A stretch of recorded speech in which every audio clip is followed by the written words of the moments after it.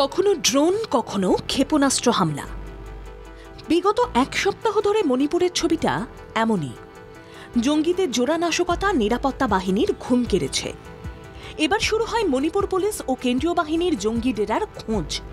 শনিবার থেকে তাদের এই খোঁজে জঙ্গিদের ৩টি ডেরা ধ্বংস করতে সক্ষম হয়েছে তারা।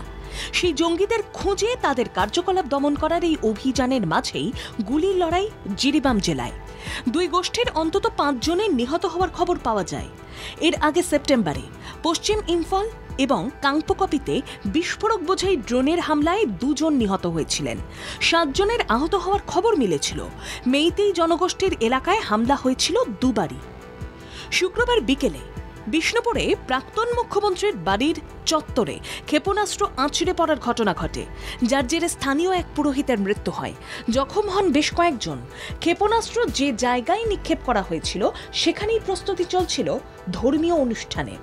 কুকিদের বিরুদ্ধে অভিযোগের আঙুল তোলে মেইতেইরা।